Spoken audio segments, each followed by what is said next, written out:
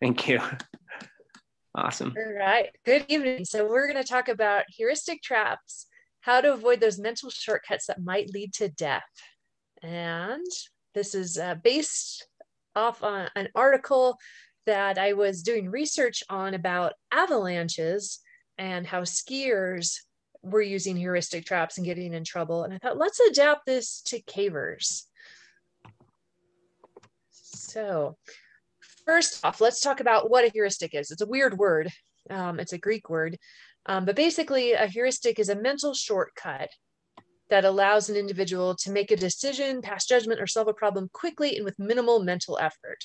So for example, we use heuristics every day when we think about, what do I want to have for breakfast? You don't want to consider all the options that you have. You're just going, I had this other thing, this yesterday, I'm just going to eat that again. Or this is really quick to make, and so I'm going to do that again. And so you're being able to make that really quick. We use heuristics when we're driving a lot. When we see a yellow stoplight, we do what we've done the last time often. We either speed up or we slow down and stop. When we have traffic, we're merging into traffic, we use heuristics to make very quick decisions because they're decisions that we make frequently. And so we don't have to go through a whole pros and cons of what all the options are. And so heuristics can be really useful for things that are kind of repetitive, things that we can speed up our lives and make us not have to use too much brain power.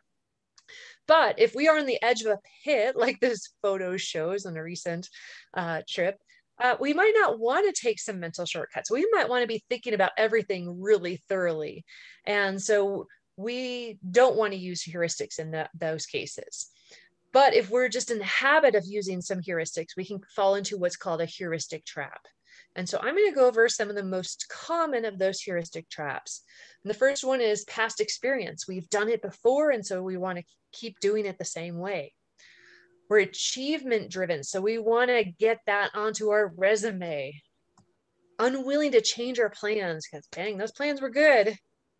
Scarcity, we don't have much time or much opportunity. Maybe the cave's going to close soon, and we just want to get in there before that closure. An expert halo, where we just follow the person who we think is in charge without thinking about it too much. So let's go into each of these types of heuristic traps a little bit more. And as I talk about them, I'd like you to think about if you have encountered any of these in your caving experience. Because I know that when I started thinking more about these heuristic traps, I realized that I have fallen into all of them at one time or another. Unfortunately, for the most part, they didn't cause me a lot of harm or anyone in my group, but I need to learn from them. So let's go with past experience. That often means you're familiar with the cave and it worked before. So you're going to do the same thing because you think it will work again. And that might mean like using the same cave anchors as before. Or you're like going into a cave and you think, the water level's, the same as before. There's nothing to worry about. Or route finding, you've done it like so many times, you're just like, oh yeah, I don't need a map because I've memorized this. An example of something that didn't work so well because of this heuristic trap is actually the Thai cave rescue, because the coach and the boys went into a cave that normally is good in that time of year. The monsoon season hadn't really started. It wasn't known to flood at that particular time. They went into the cave, then it didn't rain and the water levels came up and they were trapped. And so even though they were familiar with the cave, they didn't consider that the conditions were slightly different that time.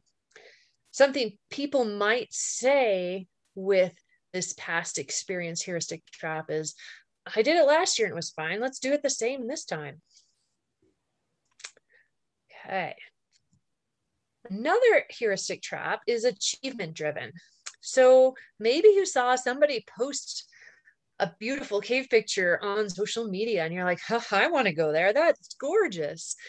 And you maybe also want to just kind of brag about it and prove that you can do that cave. Maybe it's a harder cave and you're like, yeah, I want to show that I can do this level of difficulty, that I'm tough enough, I'm strong enough, that I have those skills, and I just want to prove myself.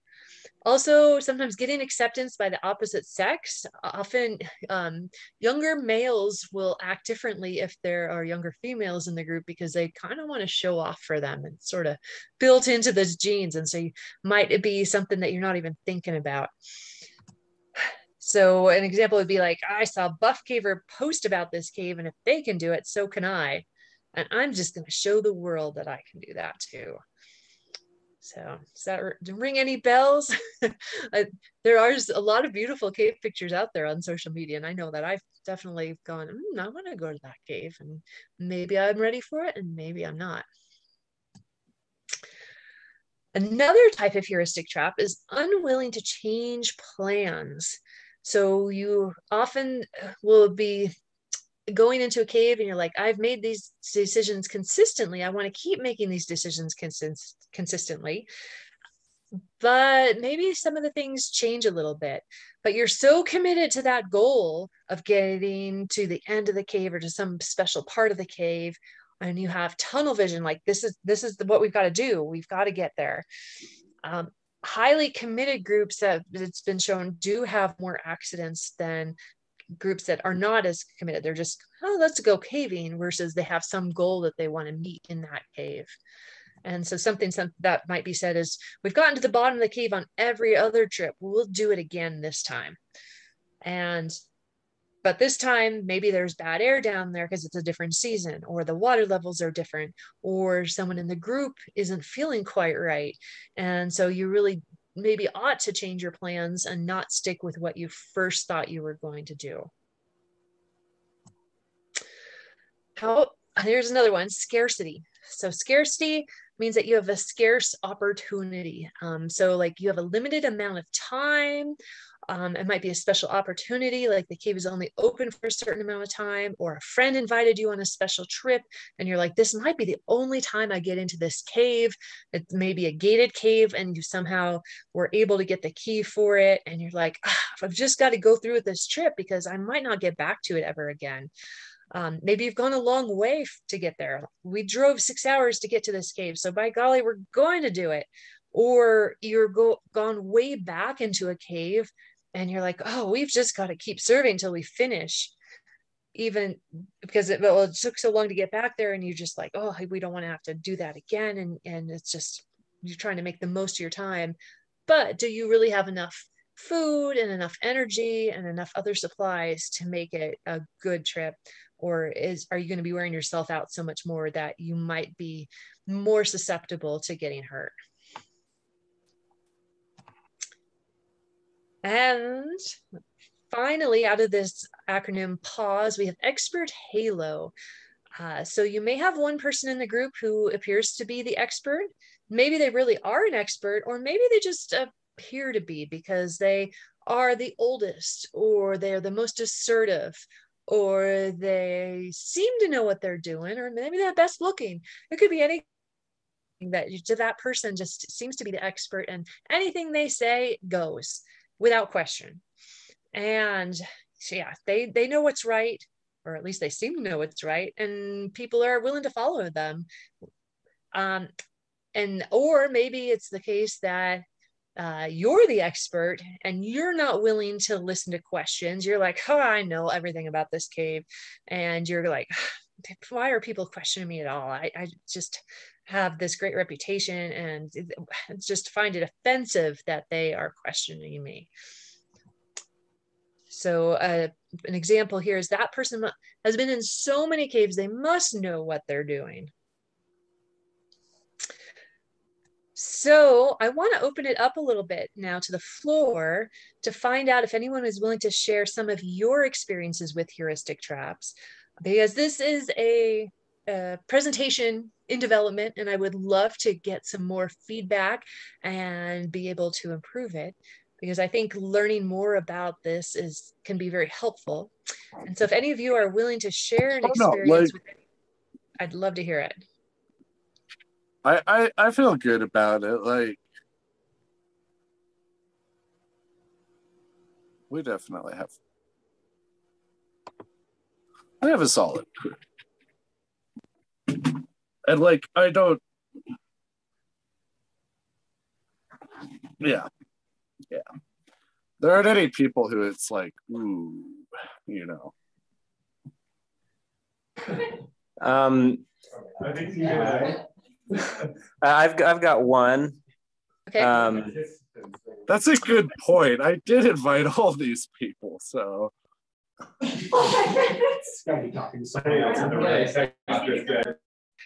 Okay, John.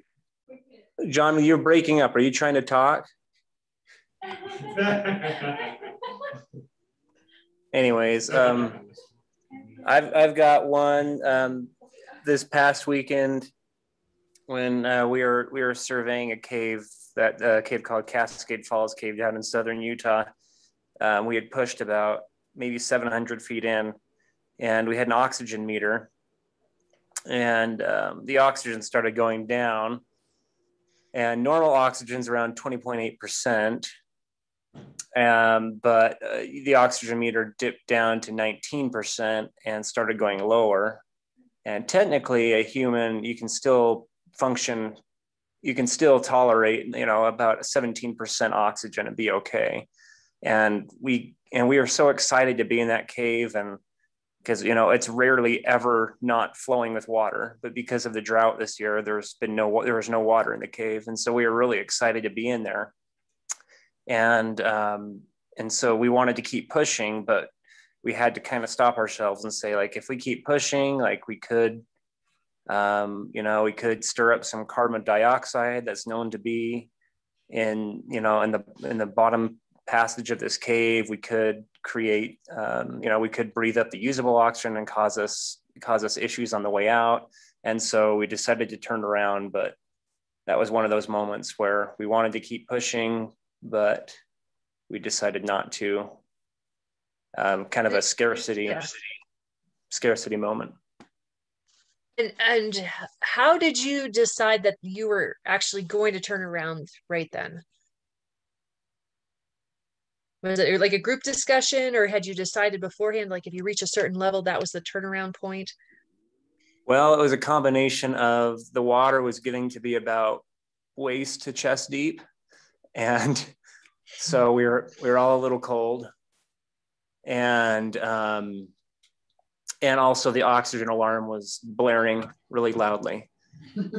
And so that got everyone's anxiety levels ticked up. It was a group decision. There was a couple that were like, oh, you know, if we keep going, I think we'll be fine.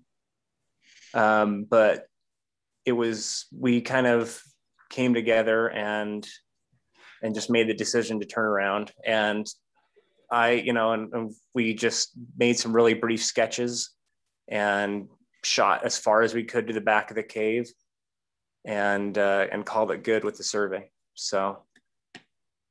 Great. Yeah, that's a good example of almost getting stuck in heuristic traps, but you didn't. So good job. Does anyone else have an example they're willing to share?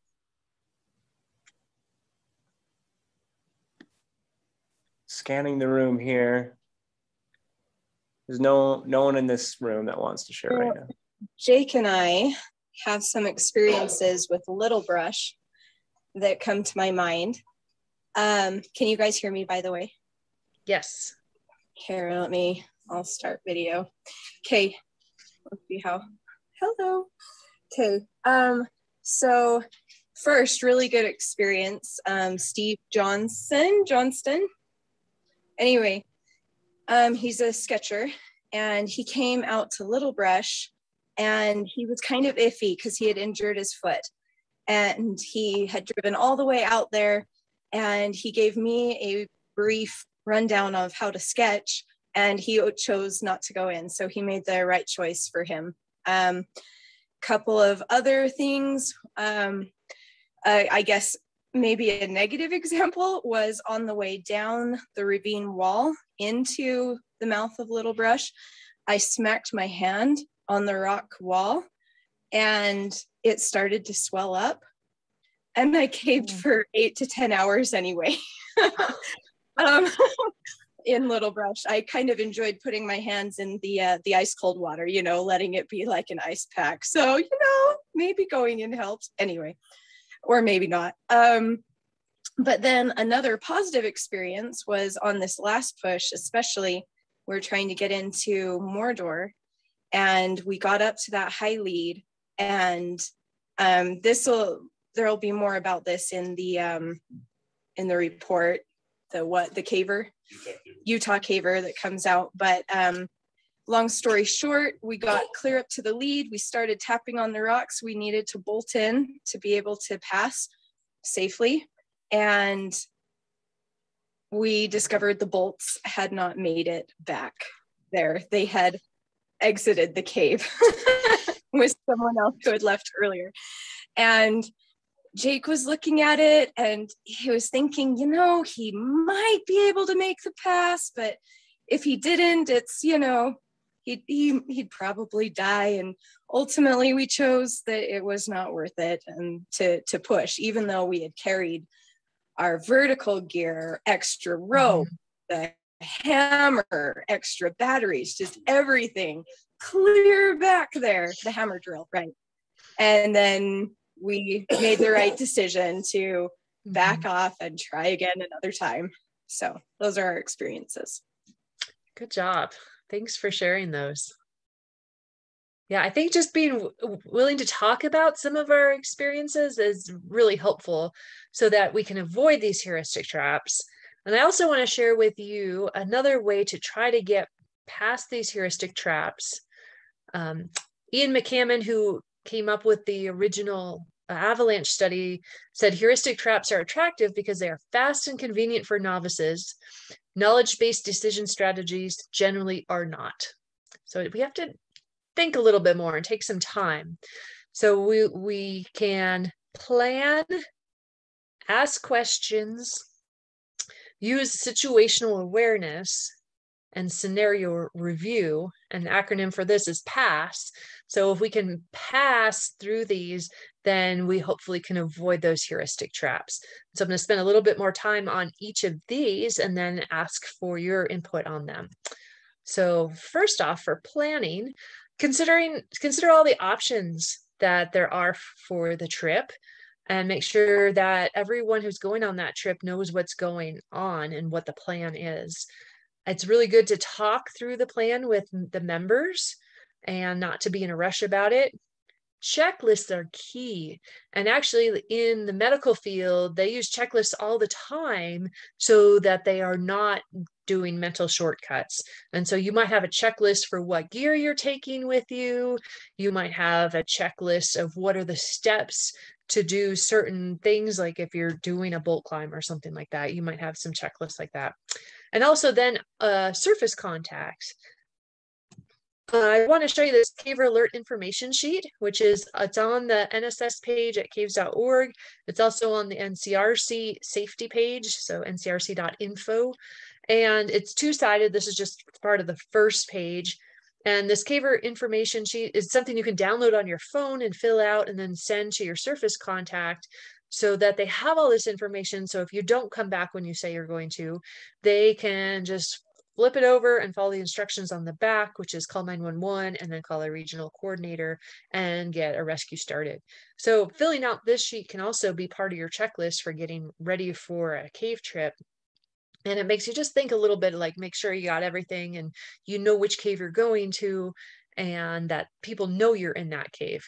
Because I figure that'd be one of the worst things, like go into a cave that you just happen to find and nobody knows you're there. And then you get lost and they don't even know which hole to look in. So filling out something like this, it can be very important. Next, ask questions. So asking questions can make the whole plan clearer. And if you're the leader, encourage questions. If you have some, don't be afraid to speak up because maybe other people are thinking about it too. And definitely speak up if it's something that you see that you don't think is so safe. I love this picture. This is going up into the house range, into the cave we thought was Sinbad Cave, but turned out to be another one near it.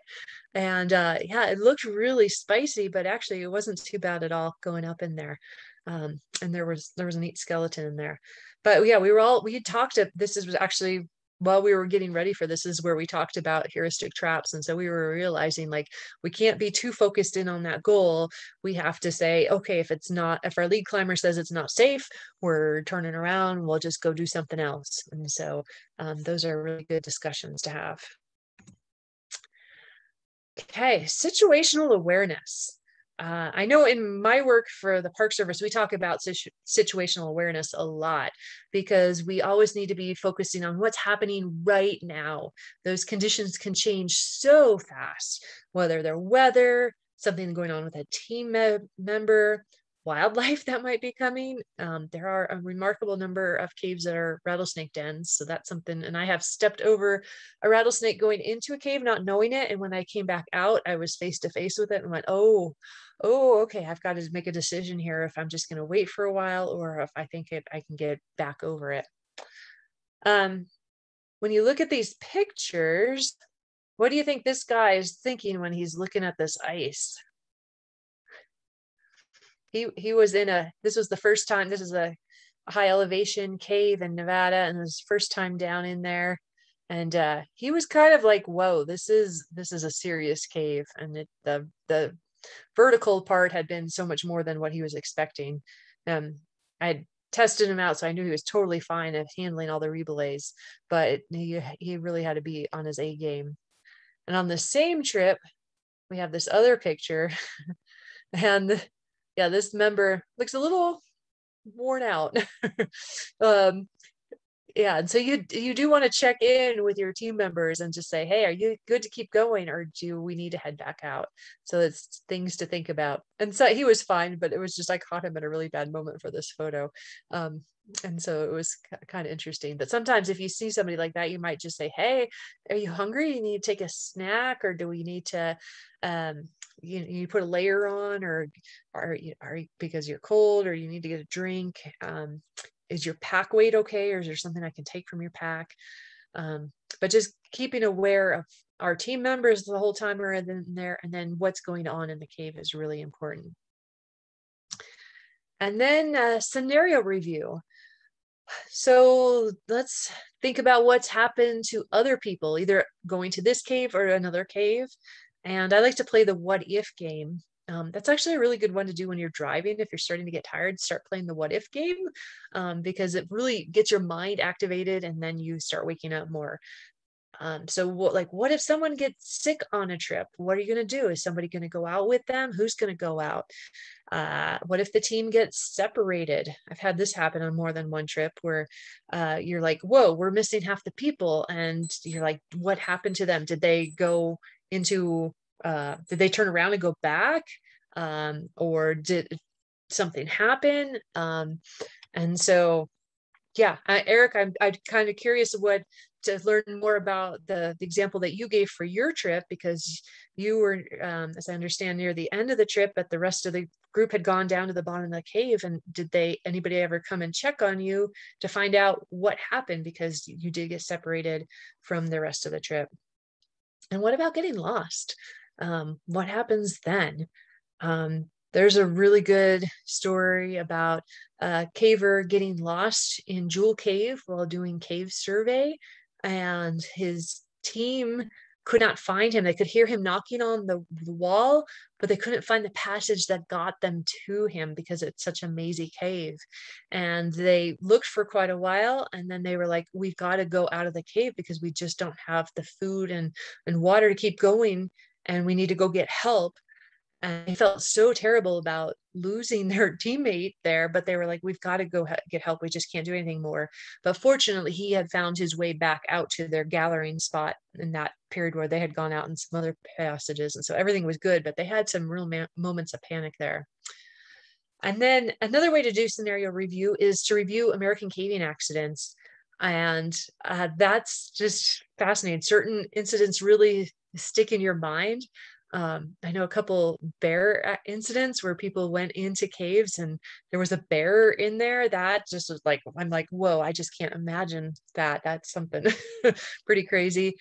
And then like all the people who rappel off rope, I'm like, oh, that's so preventable. And so that makes me really think hard about making sure I've got a knot at the end of the rope before I throw it over.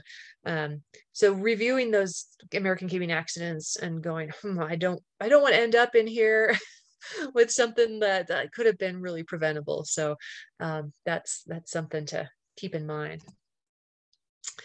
So if you, then we've got this PASS, so plan, ask questions, situational awareness, and scenario review that can help you get past those heuristic traps.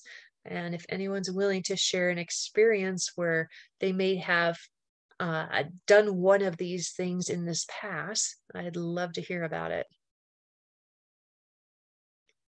We did already hear. Yeah, so actually, this is Eric, and great. Pretty much everything that you said reminded me of like something that played into what happened over the weekend, and also like any situation I've had where I'm like, oh, this is bad, you know. It's always been something where it's just like, well, that should be fine, or you know, you find out later, like you said, someone else in the group did have a concern, but you know, they don't want to be the one to maybe sound like they don't understand what's going on or something, so they don't speak up. Yeah, so I'd say that the like for PASS, the ask questions, like just speak up. Don't be afraid to, you know, like it really is pretty stupid not to say something if, you know, you're worried that your life is in danger. That's an opportunity you should take advantage of, you know? Yep, well said. Thank you.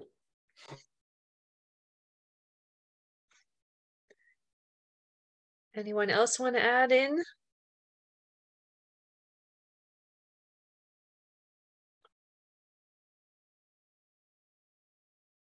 And if you want to email me later, that'd be great too. I'd love to hear more on this. So if there's not other comments, we'll go on to the conclusion. So avoiding these heuristic traps or these mental shortcuts won't keep all the cave accidents at bay, but it will help in some situations. And one of the key takeaway I want you to have is that caves are there in the rock, been there for thousands, tens of thousands, hundreds of thousands, sometimes millions of years. And so if they're there, they're going to continue being there.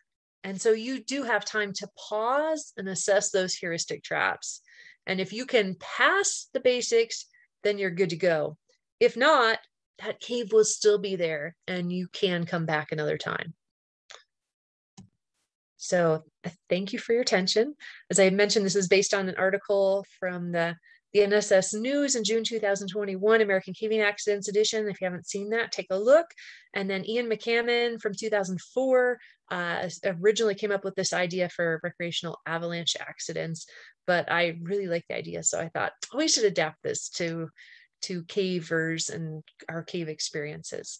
So there's my email, gretchenbaker@caves.org, or my phone number if you'd like to get in contact and chat about this some more. So with that, thank you very much.